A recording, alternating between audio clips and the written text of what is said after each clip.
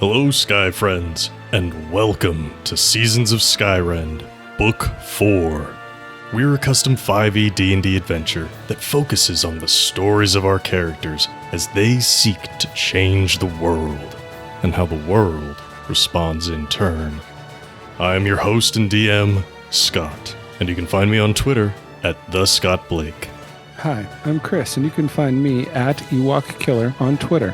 I play Finnigan Finn Tempest, a Tiefling Trainer, which is a Skyrend original class supported by the Metalweave Games supplement Baby Bestiary.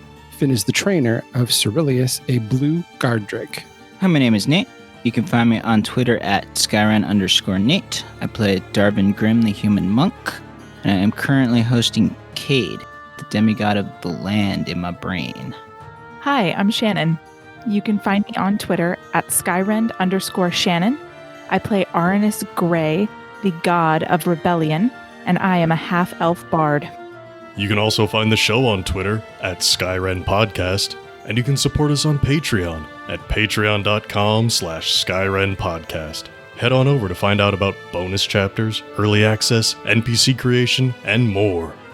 Now then, thank you for joining us, and please enjoy this chapter in Seasons of Skyrend.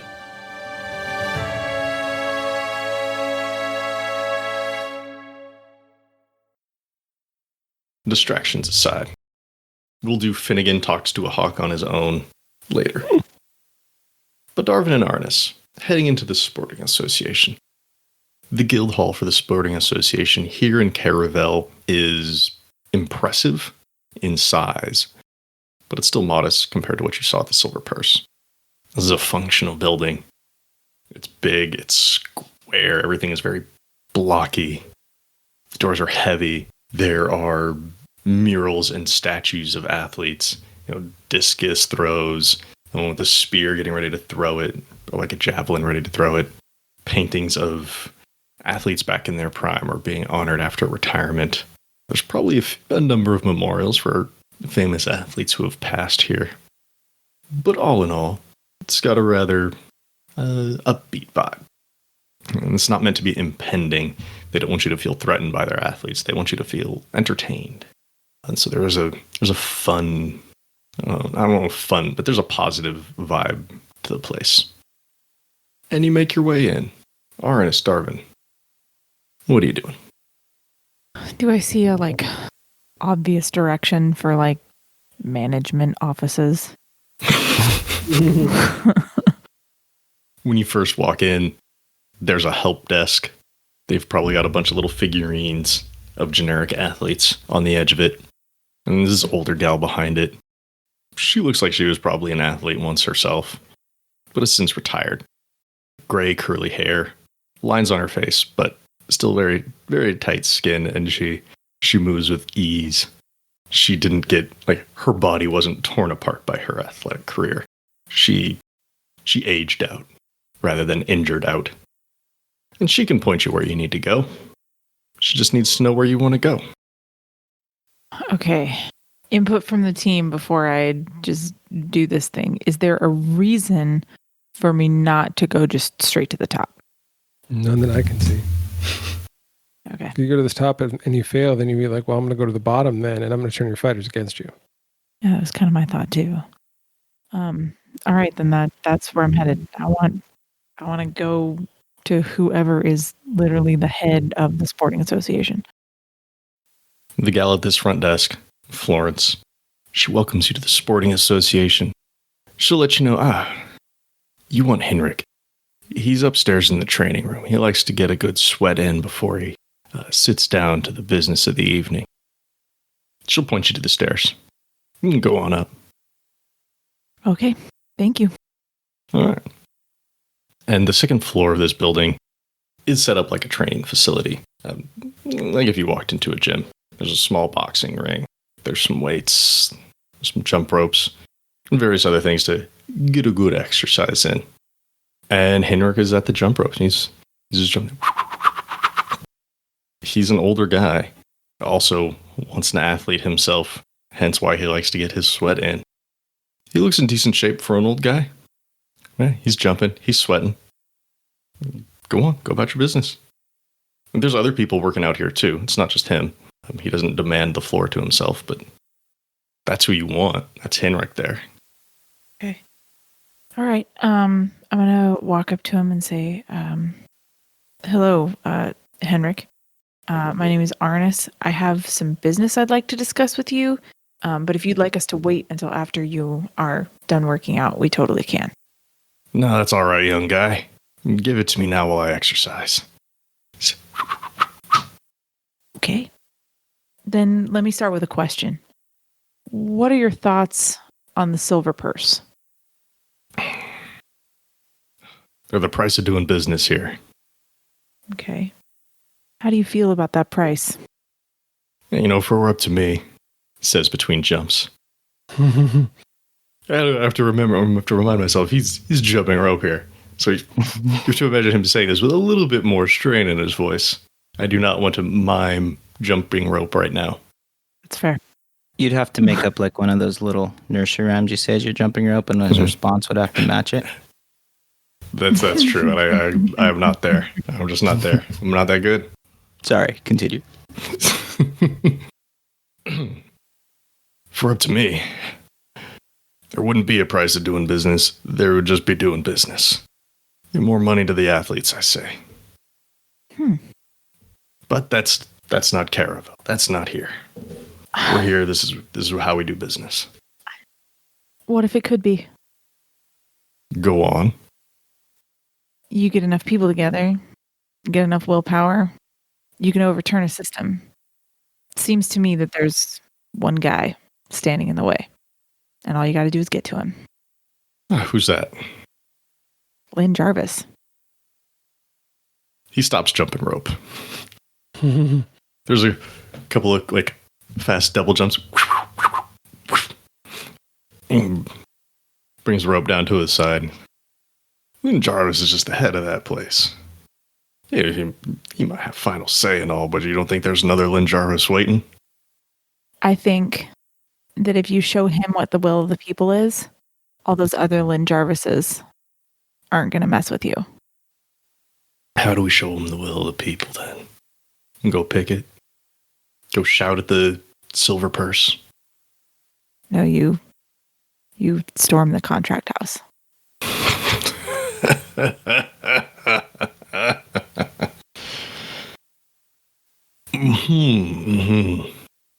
And if that doesn't work, then our heads just all roll. Well, I mean, I suppose so, but hang on. What do I want to say to him? I mean, Darvin, Okay, if you want to chime in, you can too. But I got nothing. I got it here. And our heads will roll. Okay. I suppose so, but the alternative is living and doing business under a very uncomfortable thumb for your whole life because you weren't willing to stand up and take what was yours.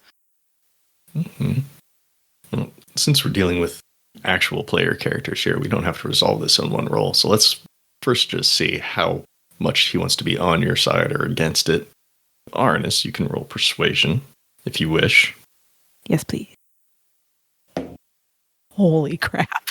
You just crit. No, but I did roll a 19, Nice. which means that that total is a 34.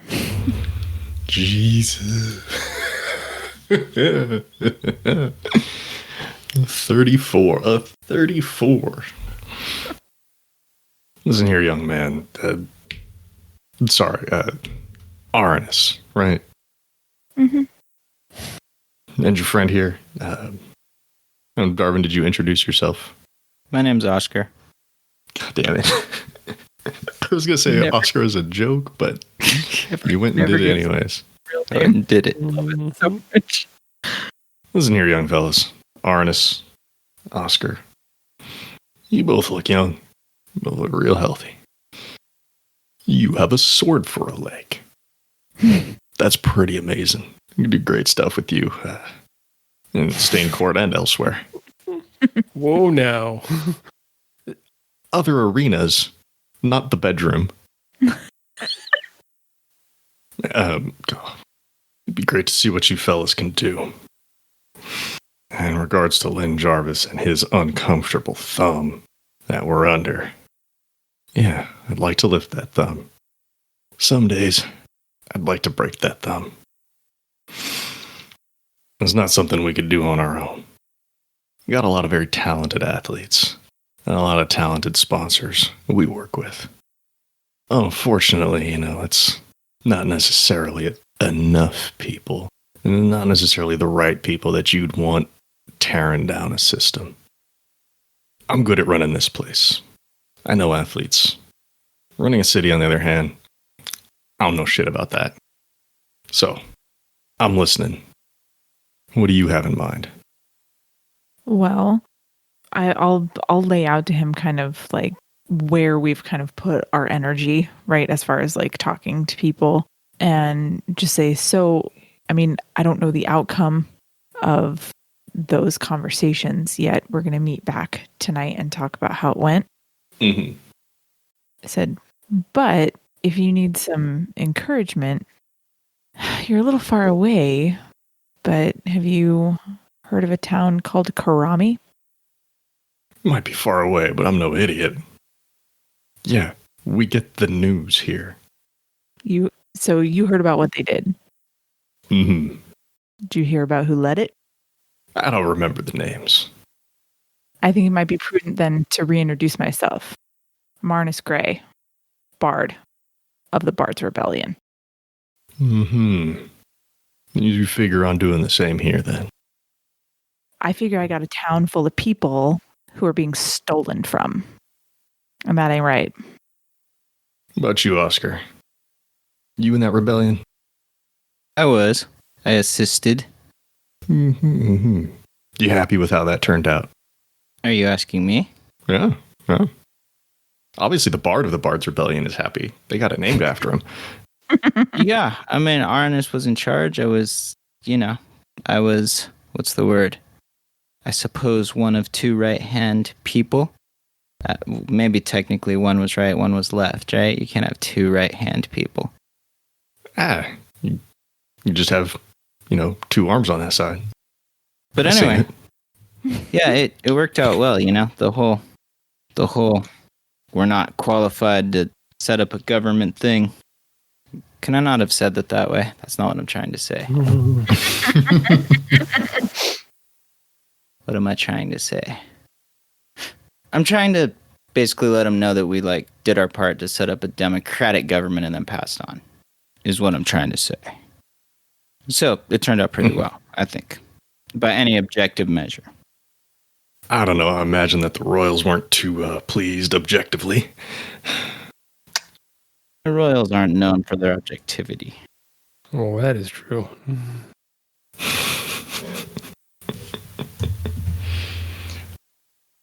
That's true. I remember Prince Edmund. He was all right as far as Royals go, but as far as Royals go, most of them ain't all right. So, Oscar, you do it again? With Arannis leading, yeah. In his head, Arannis is like, oh, buddy. He doesn't say that out loud. Your Drake friend here going to be part of that? I assume they're the muscle. She's part of the muscle. That's good. That's good. All right. I'm hearing what you're saying. He goes over and gets a towel and some water, wiping off his brow, taking a drink. I hear what you're saying. I'm not saying you were wrong to come to us. We can offer a good amount of physical support. You just imagine and I'd mandate this for all of our athletes? No. But I figured the best place to start was at the top. Mm-hmm. Let's say I go out to the sponsors. I go out to these athletes. I talk to them myself. Head of the guild. They say no. Let's just picture that. They say no. Then what? Oh well? Is that good enough for you? Or do you want me to... You imagine I'm lording over their status and their pay to bend them to this. What are you picturing here, folks? It's a good question.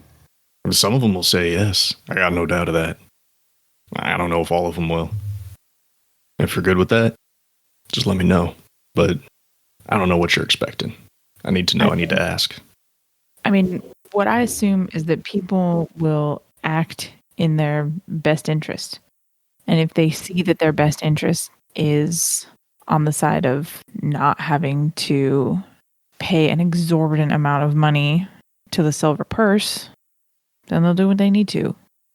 If they don't, then they won't.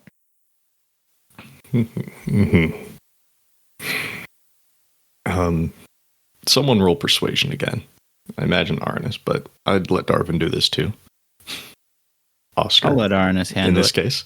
But whoever rolls will have advantage here. Alrighty. Not quite as good as last time. It's still good though. There's a 90% chance that it would be, that would not, or 85% chance it would not be. So it's a 31.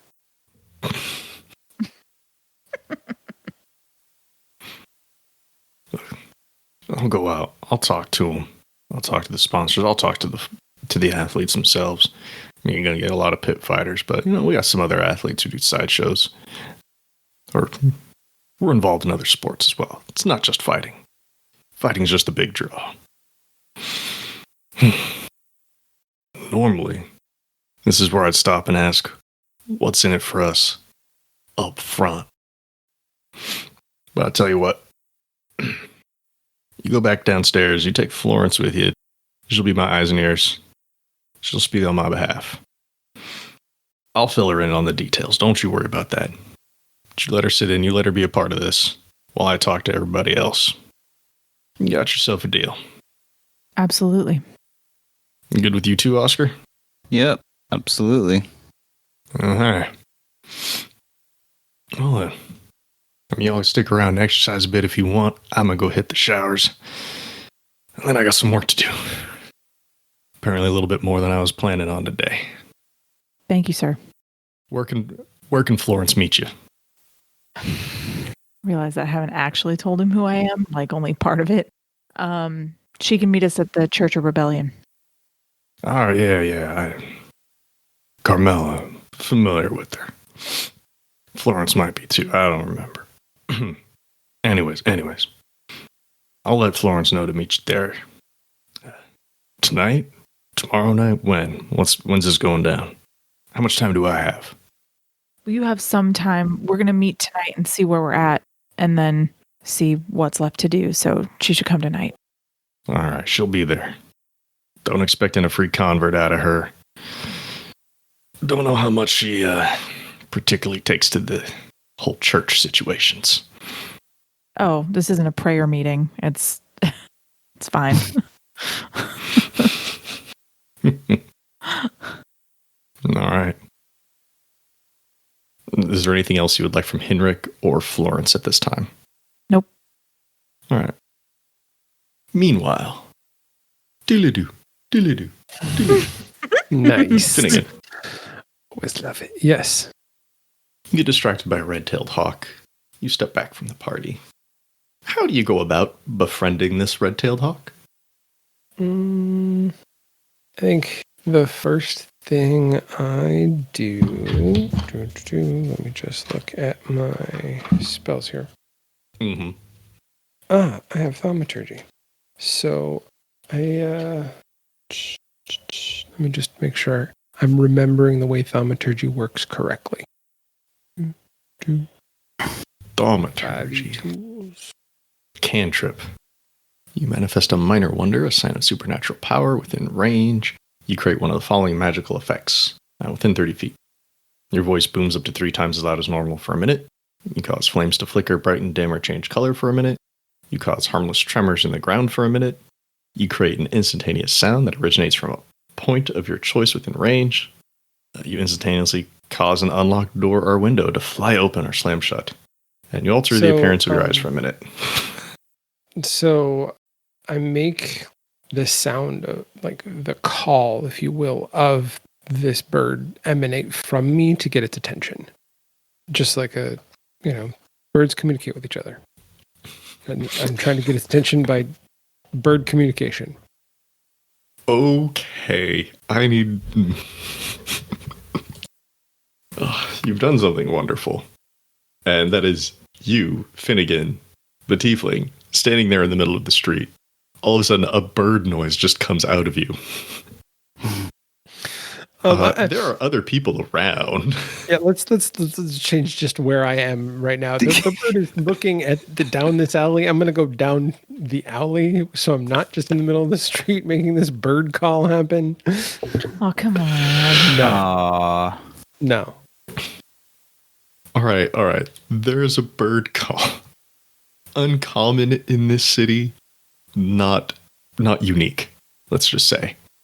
Because, yeah, hawks sometimes come by and go after mice and rats or scraps of food. It's possible some people use it as like a, athletes could have this as part of their routine. Performers could have this as part of their routine.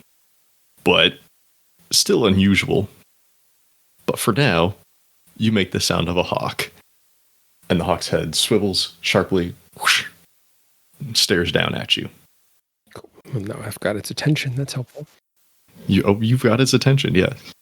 And I'm going to use one of my daily uses of Speak with Animals and call out to it. Let's see. I'm just gonna say, how is Finnigan going to frame this? He's one with animals. He's an animal trainer. I think he's just going to keep it really simple, and he's going to say, come, friend, and speak to me. Okay. Would you like to roll some persuasion, or I guess animal handling would be suitable in this situation as well? Let's see. Just to see if the hawk wants to even pay attention to you. Training in animal handling. Mm-hmm. And with my intelligence bonus, because of my class skill, that's going to be a +10. So I'm going to roll that. That's a 22. Mm-hmm. So this red-tailed hawk takes to the sky from its current perch, circles around above you for a moment, before landing on a nearby... There's like a pole that has a banner on it, probably advertising for the stained court, and there's like a little crossbar on it, and it lands there. And it's just, 10, 15 feet up, but now very much near you. Just sitting there, cocks its head to the side. It's very unusual to see a person down there who can actually understand. Mm-hmm. Oh, I need a name for a hawk now. Anyone got any good hawk names? Hawkins. I'm not training a hawk named Hawkins. That'd be like a human named Humanins. Humans. Jesus Christ, Darvin. This is the name the hawk would have given itself, or that its parents would have given it. Its parents, yes, or its friends. However hawks get names, and Beaky. Maybe. I was just going to say Beaky. Oh my God, you read my mind. Really? I was literally, it was 2 seconds away from coming out of my mouth when you said it. I was just waiting for Scott to finish. You could have gone with Talon or Shriek. You went with Beaky. I love it. Well, they have beaks, and so it's Beaky. Yeah. Makes sense to me. All right, I'm going to make up a name. Shriek is pretty good, though. Rat killer. Rat killer. Field mouse. Dive bomb. That'd be if Darvin was befriending it. Ooh. Flies in the sun. Caw. That's it. Red-tailed. Sorry. No, I've got an A. I just need to know which direction to go. Red-tailed hawks. They're one of the most common birds of prey. Yes. I'm just trying to make sure that they are not nocturnal hunters. I believe they're day. I believe they are day daytime, or too. at the very least diurnal. There. Because their prey tends to be daytime. Because owls, I think, are the only bird of prey that are nocturnal, right? Or strictly nocturnal.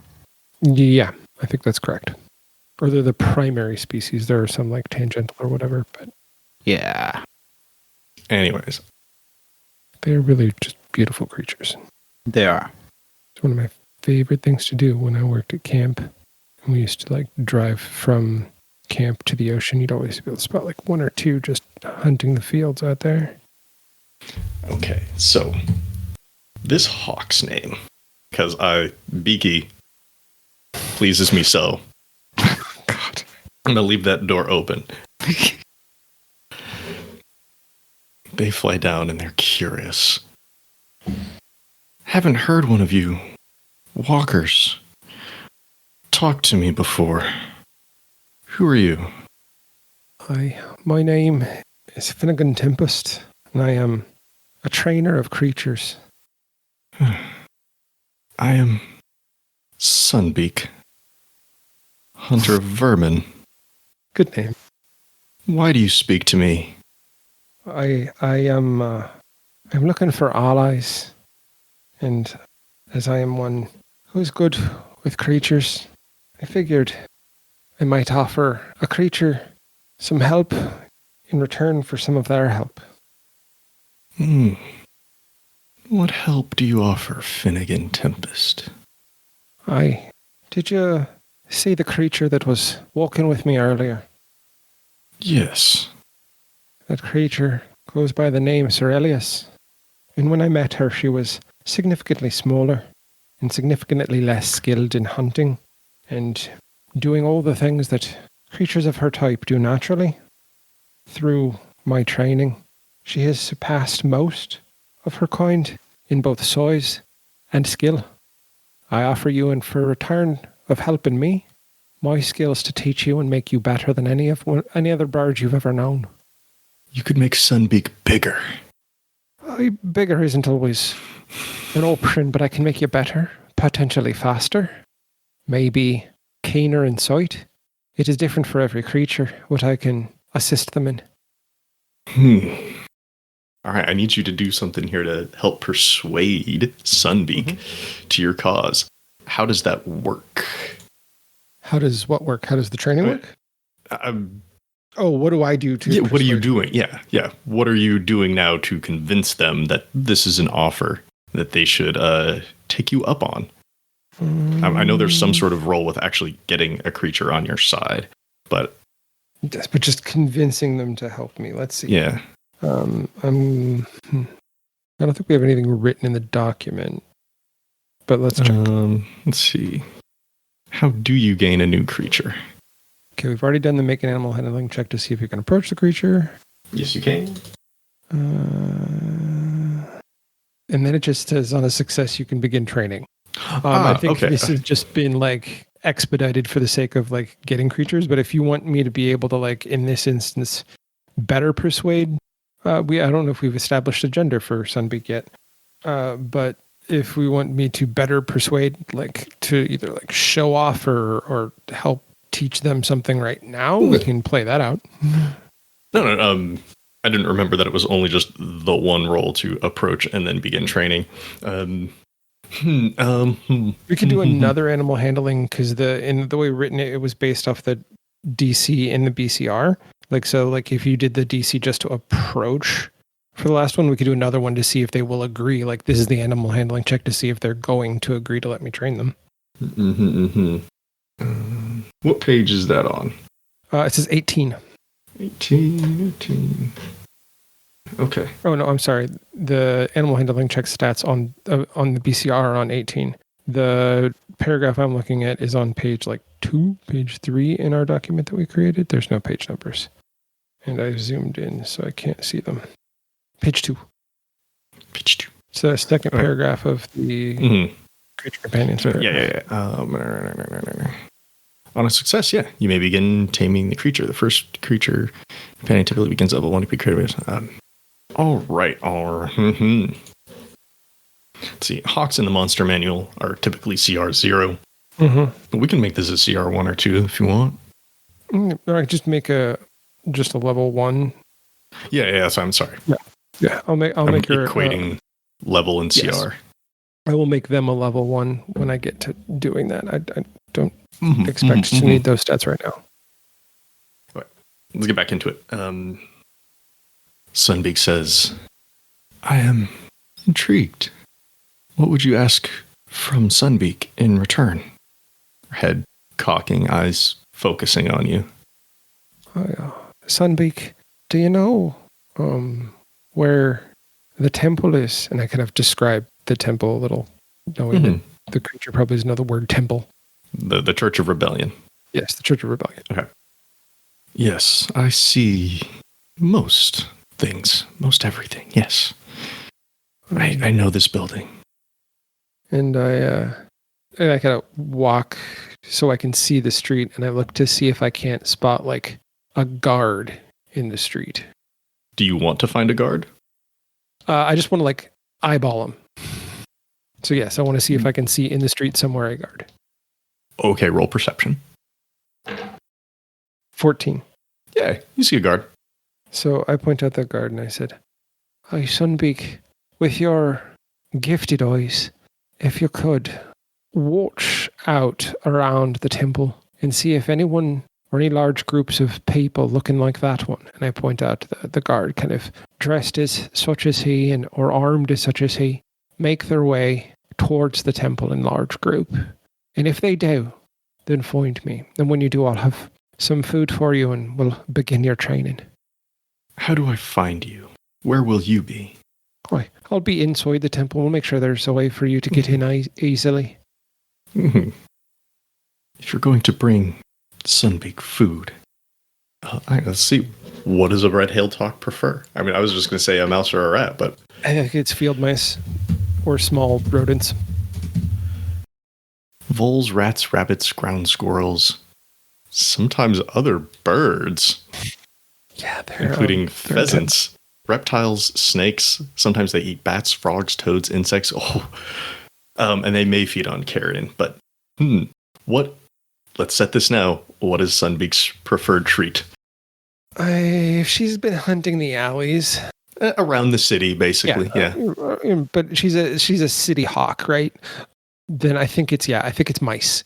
And she likes to perch up at the end of an alley and kind of swoop down and get one as it's trying to scurry across. And she likes them alive, of course. Oh, well, yes, of course. She will eat the dead ones, but alive. Which will be real fun when someday you have to just go out mouse hunting. You don't think that we're going to go back and I'm going to start setting live traps, then you are thinking wrong. Humane traps, so we can then feed the mice to my bird. And to my bard.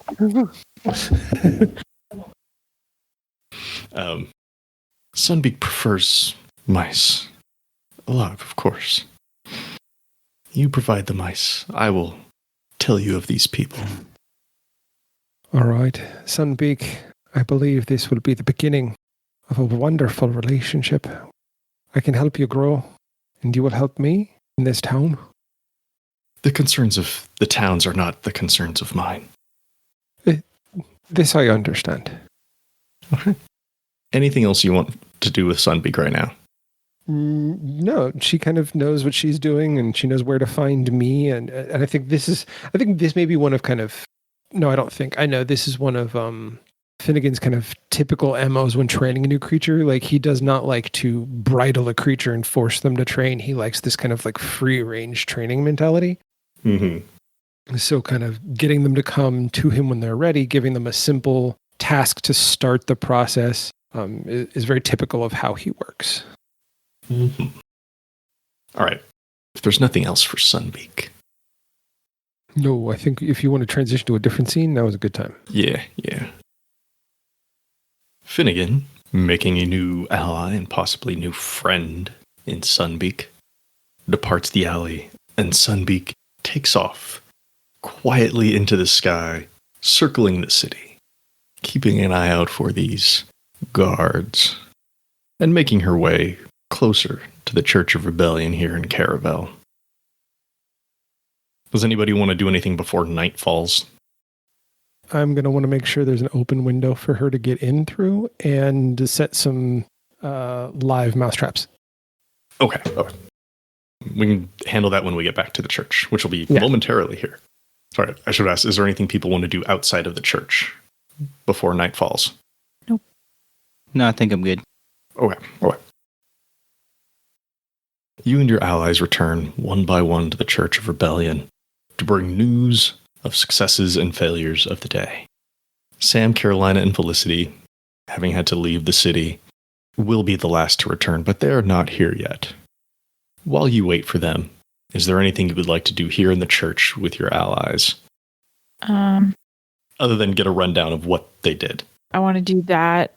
Whenever Florence gets there, I want to make sure that I introduce them all to Florence so she knows who everybody is.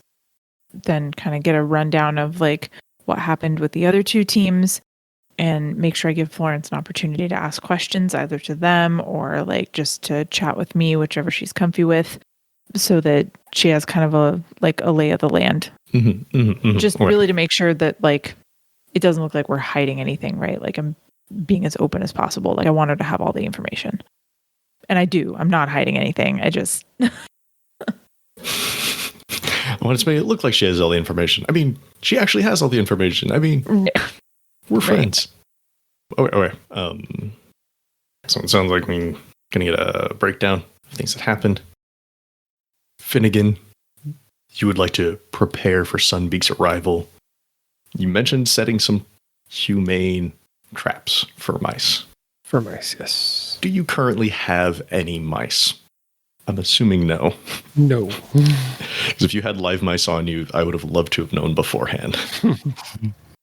Do you have any equipment that is animal traps or any sort of trapping equipment that you already have? Or let me look. I don't know what's in your inventory at the moment. I don't know if trapping stuff is part of your equipment or not. Rope and some rations, and I have my leather workers tools. Nothing specifically animal trapping equipment. Nothing specific about that. If we had that, then yeah, we could just be well, those are humane traps and not deadly traps. But since you don't, this sounds like you are. This sounds like you're making makeshift humane traps. Mm-hmm. What does this look like? Box, stick, string, yoink. Let's see. Given what I've got with me, it's definitely it takes a little bit of some of my food, right? I take some rations, and I think it's probably like a spring trap. I know mice are not large creatures, but I think you can still set a small snare trap for one.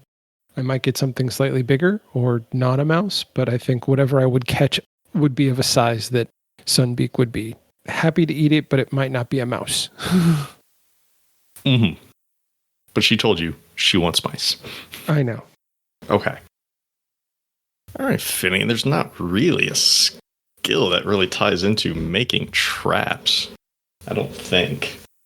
You can correct me if I'm wrong. No. Survival. Survival could count for this because part of survival in the woods is catching food. Mm-hmm. Oftentimes that's hunting, but sometimes it's setting traps. So I could see a survival roll on this. All right, I'll take it. All right, mark off some of your rations, or one of your rations, and roll survival. Damn, that wouldn't die. It's a 12. Okay. With a 12, all of your ration that you put out, that one whole ration meant for an entire person-sized person, that is gone because some mice have come, gotten a little bit, and gotten away. But one wasn't quite so lucky. You've got a mouse, singular. All right, well, I've got one mouse. It's something to feed her when she shows up, and then I can reset the trap. She will be satiated with that. And you can spend more rations to set more of these makeshift traps. Okay. So, after returning to the church, Finnigan goes about setting up these traps. Your allies are returning from their missions of the day, getting ready to talk about their successes and failures. And while you wait for Sam, Carolina, and Felicity, Florence arrives at the church. She's bundled up. She's got on a heavy fur-lined coat, some sturdy boots, some sturdy pants. She looks rather tough for her age. she's a former athlete. I don't know what she did in her athletic career because I figure if she does have to do any physical activity, that'll play into that, and we can decide at the time. It really depends. She comes in. Well, Henrik told me I could find y'all here. Is this all you got? There's, what, 4 adults? Parlin over there looks older. Yeah. After introductions, of course. She'll know your names. Unless you don't want her to know your name. Oscar. Parlin looks like they've seen more years than I have. No wonder you came to the sporting association. Y'all don't look that tough. You want to take on Lynn, huh? All right, I'm here to listen. I'm here to talk. What do we got? I was just going to say, at that moment, Sam, Carolina, and Felicity return, a little chilled from the night air, and a little lighter in coin because they had to pay to get back in again. Right. Which, as always, sucks. But we're here, and we're ready to talk results. Who wants to go first? We could talk about your own individual accomplishments, or if you want to hear from the NPCs first, we can do that. Given that Sunbeak could come flying in at any moment, and I don't want to be spazzing when a bird of prey flies into the church, I'm going to go first. All right. I'm just going to very simply summarize and say, I spent some time out in the alleys, and I met an ally.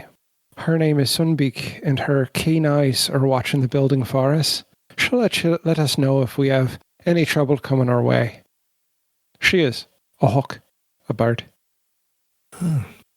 Risto says, "Oh, that explains the name." And just like as an aside, like when Arannis and Darvin come back with Cyril, like she pads up to me and I like give her like who's a good girl and like give her a treat. She did good when she was with you. She sits down and starts chewing at it. Yep. Okay. Was that all, Finnigan? Sorry. That's all I've got. Okay. Who do we want to hear from next? We've got the 2 successes from Sam, Carolina, Felicity, and Mahogany Morello. We've got the failure, unfortunately, from Seth, Tonk, and Parlin.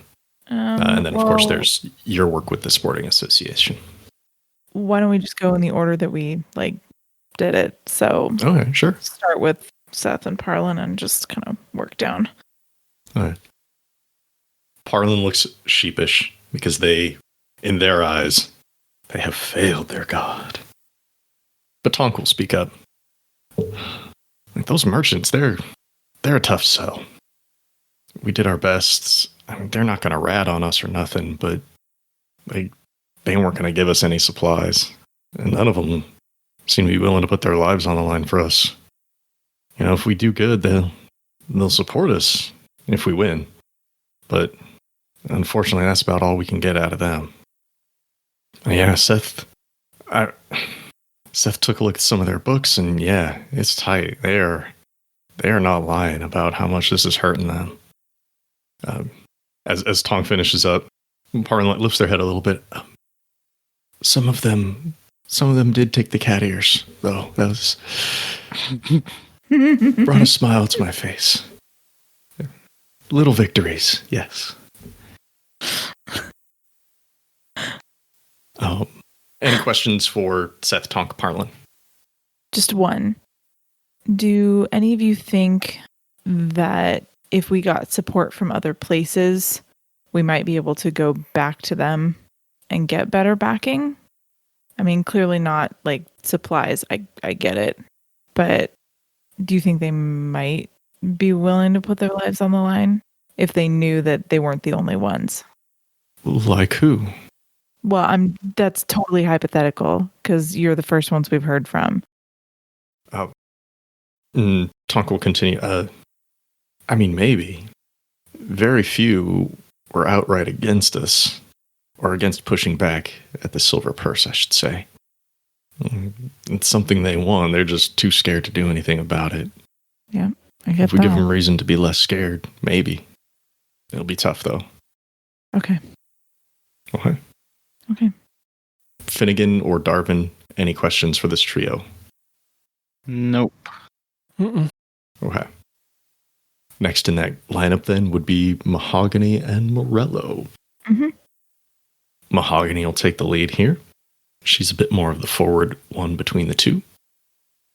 Yeah, we went out. We talked to some kids out on the street, and man, kids here, just like Vermilion. Doesn't matter where you go. They're always looking to cause some trouble. Stick it to the man, but, stick it to the power, I should say. When time comes, we'll be able to get some distractions out there, light some fires, wink, wink, maybe harass some guards a bit, pull some heat away from the contract house. But we're also able to get some intel, and we got some guards out looking for us. Not us, me and Morello, us, y'all who went and started a fight. And from what we hear, Lynn sent out a couple of real hard asses. Brodus and Curdy. A couple of old vets. They don't take kindly to change. They don't take kindly to interruptions in law and order around here, let's say. They've been going around questioning folks. It's only a matter of time before they either start bribing or pressing with a little bit more force, if you know what I mean. Sooner or later, they're going to be successful. We got to do something about that. Either act first or, send Morello out, see if you can't take them out. From what I hear, that might be tough. Or just go call him out, maybe. Yeah, you want to have a fight in the street, y'all can have a fight in the street. Done it before. Street brawl. Fun. There's also something to be said about changing the hearts and minds of those that they're trying to bribe and pay so that they don't want to give us up. Yeah, but you'd have to anticipate who they're going to go to. General goodwill will go a long way, won't it? Feed the poor, give them money for nothing, empty the coffers of the church into the pockets of those who need it, and the corrupt have no power over them. Isn't that what we already did? You're talking about emptying our own pockets? I think Rystos calls down from the rafters like, well, yeah, you gave them the church's money. What about your money? God's money is the church's money, right? I'd also say that we didn't do any of that today. Right? We did that yesterday. Right?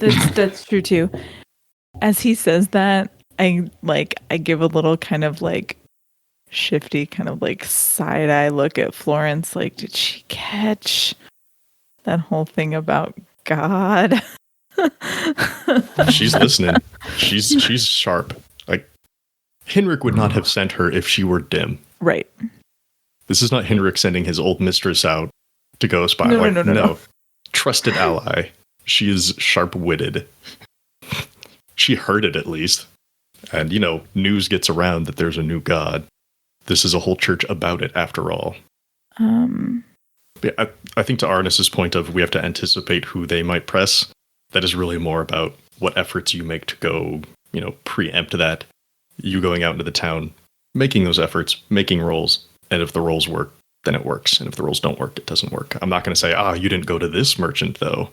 It'll be, you rolled poorly, so you didn't get to that merchant, and they squealed. Okay. That's, yeah. Don't worry, I don't have a list of everybody who will rat on you. But if you make no effort to get on the people's good side, then somebody will, sooner or later. It hasn't happened yet, because they haven't come knocking at your door. But anyways. Okay, so I'm gonna throw out there that that should probably be the first thing that we do tomorrow. Just goodwill. Yep, make that priority numero uno. I think maybe tomorrow we start by serving a meal. I'm sorry, was that Finnigan? Way, I'm saying this not as Finnigan, just like to the table. Like start by serving a meal. There's no better way to get into the hearts and minds and through the stomachs. It's true. It's true. Church service. I mean, we'll have dice rolls, and we'll see if people view this as church recruitment or goodwill. Anyways, Finnigan, Darvin, Arannis, do you have any questions for Mahogany and Morello? I don't. No, I would just tell them that, like, make sure these kids know that their role here is distract and then keep themselves safe, right? Like, their role is not distract and then, like, confront. I'd never ask them to do that. Well, yeah. Hit and then run. Yeah. I know how to do things. No, Hopefully I know these that kids you do too. I know that you do. I just want to make sure that they know that we've got their back, you know. Mm-hmm. Mm-hmm. All right. Last chance before we move to Sam, Carolina, Felicity. I'm good. All right. Sam takes point on this. Man, it was nice to get out of the city. No offense to Caravel, which rhymed like Carmela, Florence. This place kind of went downhill real fast. But with the help of some of the people out on the farms, maybe we could turn that around. A lot of people sympathetic out there. Yeah, farmers could leave, but where are they going to go? They have homes, they have farmland.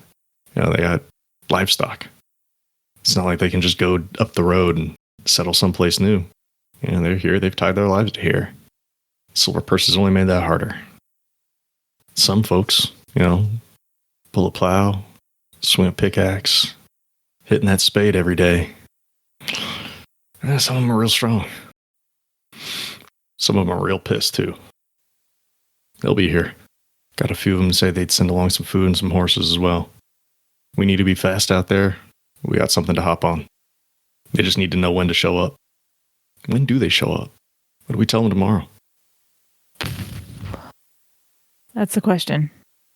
So the whole time Sam is giving this speech, Arannis just has like the biggest grin on his face. Like, yeah, that's my dude right there. And I think that's really the question. So I guess that in somewhat answer to that, I relay our experience with the sporting association, which is basically like, in theory they're in, but Henrik isn't going to ask anybody to like fight who doesn't want to. And so we're kind of waiting on numbers, and they're kind of checking us out too. That's why Florence is here at this meeting, is because they're in, but they want to know what we're about. And so that's what we've got. Florence kind of shifts in her seat a little bit, leans forward. So it sounds like we got some kids. It sounds like we got some farmers. We got some food, some horses. We got some eyes out there. That's always good. And apparently, y'all got some money here to spread around. That's even better. I don't got any immediate concerns about this, except maybe keeping those kids safe. And of course, not knowing what Lynn has up his sleeve. All I know is he's got access to a lot. I don't trust him. Y'all shouldn't trust him. I don't think you do. But I just want to make sure it gets said. Now, if you got guards looking out for you, they're going to find you. We don't take care of that. It sounds like we'll all be screwed right here. But right now, I'm ready to go back to Henrik. Tell him we're good on this side. But yeah, knowing when to gather, that's going to be pretty important. I'm not saying I got to take that date back to him tonight, but he's going to need to tell people. Right? Yeah. And quite literally, like, we don't have to decide that tonight. Obviously, there's the morning. There's the next time we play. Your characters can sit on this for the night and think, like, well, when do we want to hit this? Really, that decision will be up to you guys when you want to go and attack. I thought maybe we'd get a chance to attack tonight, but I don't see that happening. Mm-hmm. Yep. We definitely have to get that decided on. Hey, Darvin. You still wearing them ears and tail? Oh, yeah. Okay. Awesome. That puts a lot of retroactive color on your engagements with Henrik. Right. I'm for it. He's the head of the sporting association. The stained court is very big here, and that includes a bit of theatrics. There are definitely masked fighters. I mean, there was the masked giant, which we never got to see. But there are other people who wear costumes. So That's probably why it went so well. I looked approachable to him.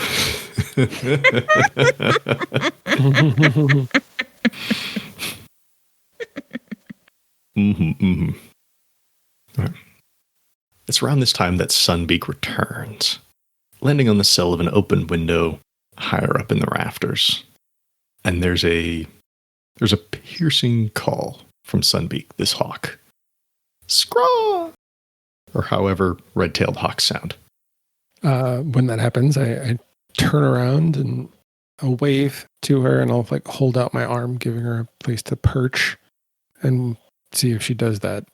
Roll animal handling. Figured that was the roll that was coming. Oh, she is not going to do that. I crit fail. Oh! I mean, with my plus 10, that's an 11, but... Oh! Your animal handling is plus 10? Mm-hmm. Nice. But that is a 1 on the die. So, no, Sunbeak is not going to land on your arms. Especially because you didn't give her the mouse first. Yep. Rookie mistake. You hate to see it. Especially when you're not a rookie. Yeah. Sunbeak does a lap around the rafters and perches up next to Rystos and just kind of like looks at you. Rystos looks at Sunbeak and it's chill. Doesn't feel threatened. I think I've been keeping the mouse like in a pocket. Because why not? And with that, as I see her perch up there kind of indignantly, I pull it out by its tail and I hold it out for her. Oh, you're just going to hold it in your hand? Yeah. Like, I don't want to drop it and risk losing it. Well, I didn't know if you were going to throw it. That would be a really cool trick to train, but I don't want to take that risk right now. Okay. No accidental mouse down somebody's blouse. Getting attacked by a hawk. Getting attacked by a hawk? Yeah, no, we don't want that. Not the way I just rolled. Because with our luck here, it's going straight down Florence's shirt. Mm-hmm. Oh, yeah. And we don't need that. We don't need that. Oh, Florence doesn't wear a low cut.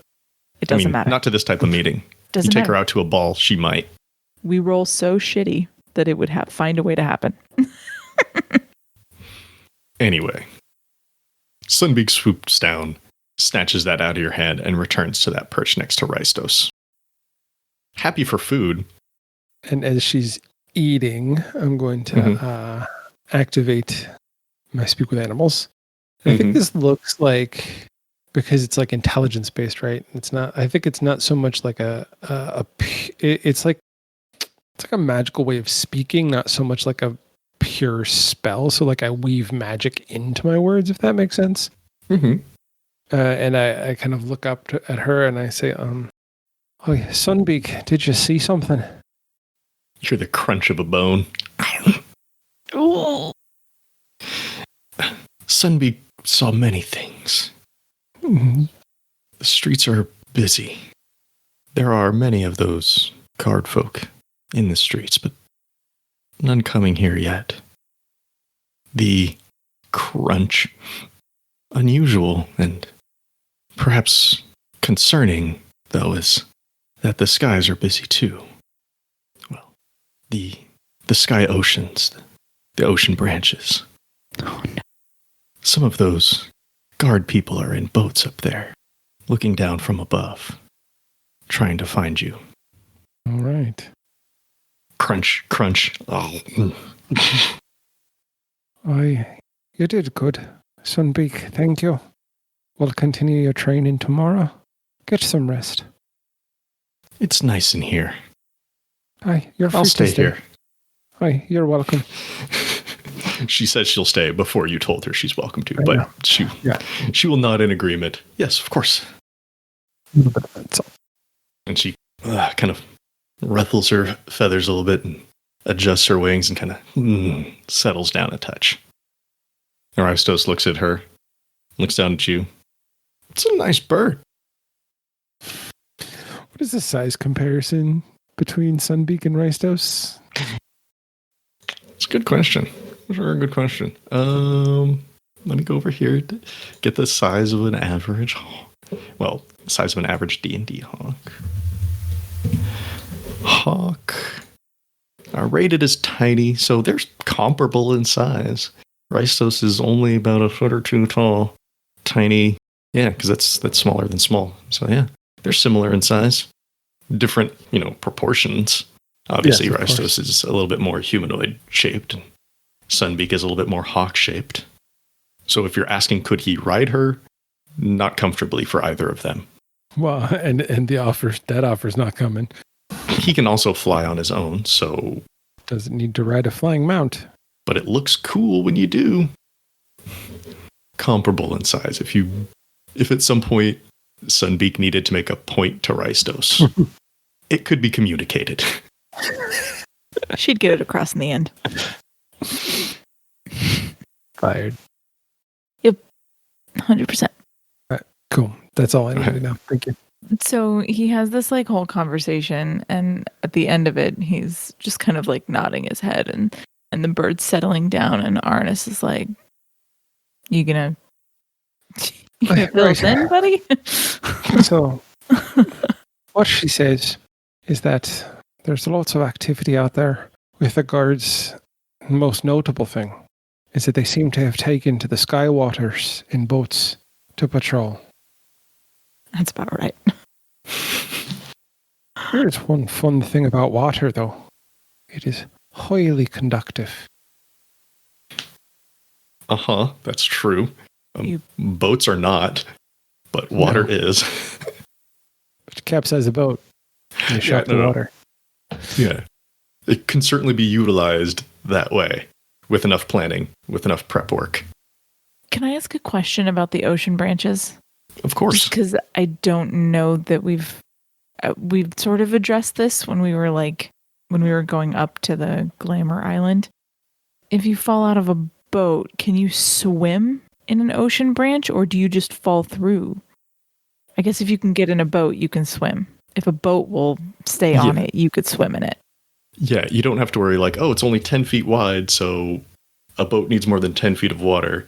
Like, well, there's some magical to all this. Okay. I mean, it's No. floating water in the sky. And if you know how to swim, Yeah, you I could just- swim in one of those ocean branches, yes. Okay. If you were to get, like, thrown with enough force at one, though, you could go right through it. Okay.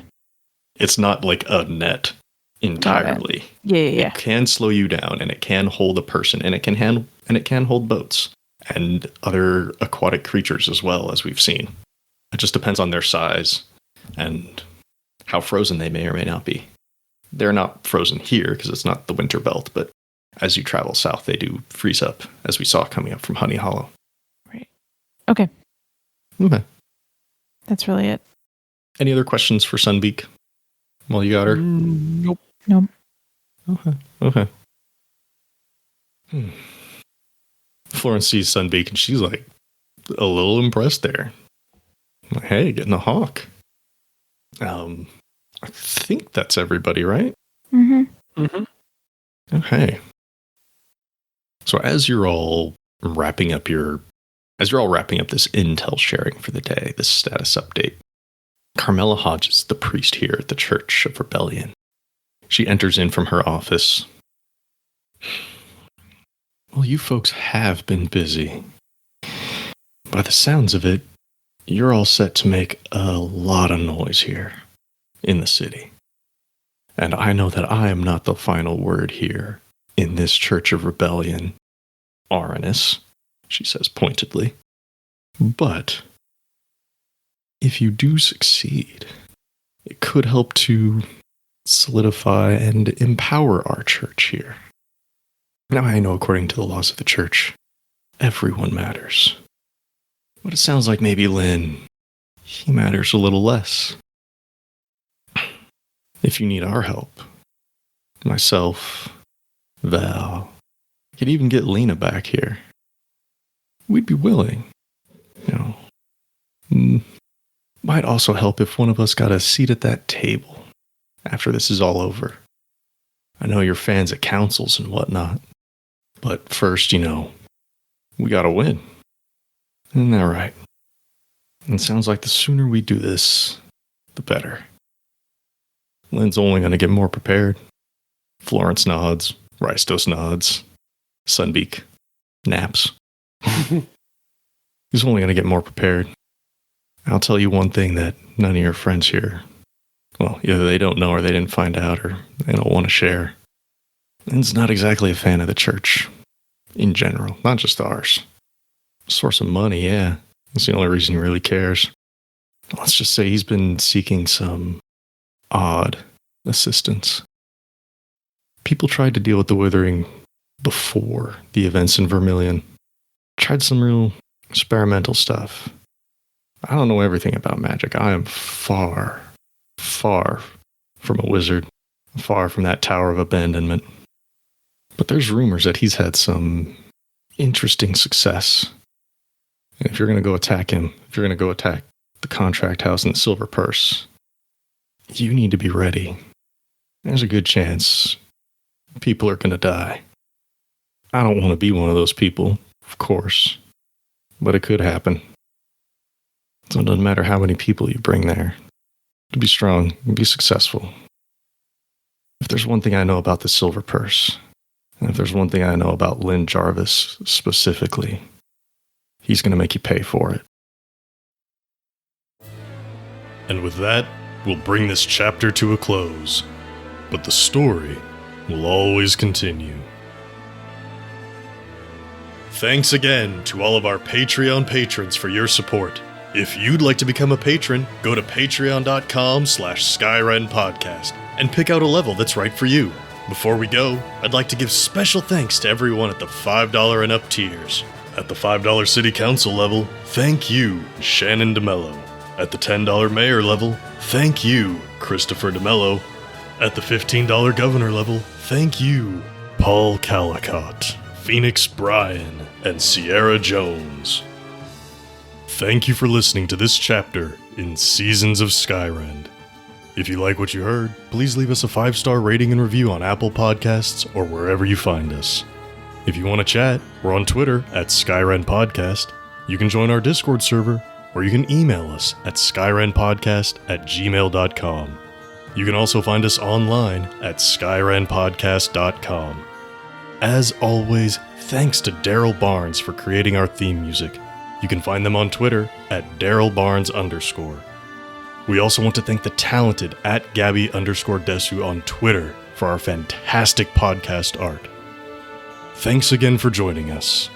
We'll see you next time on Seasons of Skyrend.